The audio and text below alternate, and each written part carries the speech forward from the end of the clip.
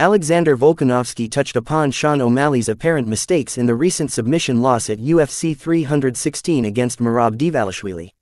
While O'Malley entered the bout with renewed discipline by cutting out smoking and reducing distractions, the strategy didn't seem to pay off against Dvalishvili's constant pressure.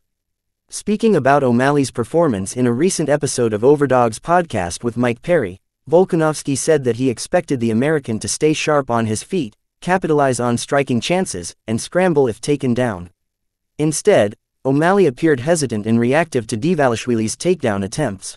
He said, "It's a tricky one. It depends on the fighter, to be honest. I think it's a good thing when you go there and fully invest and fully commit to a camp. I think that can be very beneficial. But to be honest, I felt like he was too worried about the takedown. I actually was saying in my lead up to the fight why I think he'll be more dangerous this time is because he'll try to make sure he's not as hesitant on the feet. Because when he's on the feet he's going to need to capitalize. He doesn't want to lose opportunities that are there. I thought he would just be a little bit more, I'll worry about the takedown when it comes. I'm going to focus on my hands. This is where I'm most dangerous. I'm going to fight my fight. I'm going to capitalize on being on the feet and find opportunities. If he wants to shoot, I'm a scramble and, either stop the takedowns or get myself back to the feet, because when I am standing, I'm gonna do my work, do what I do best."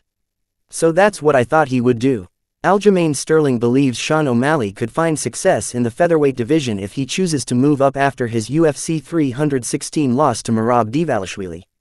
Sterling said he would welcome a rematch with O'Malley at 145 pounds once the former champ recovers. He feels O'Malley's speed, reach, and striking could translate well against featherweights.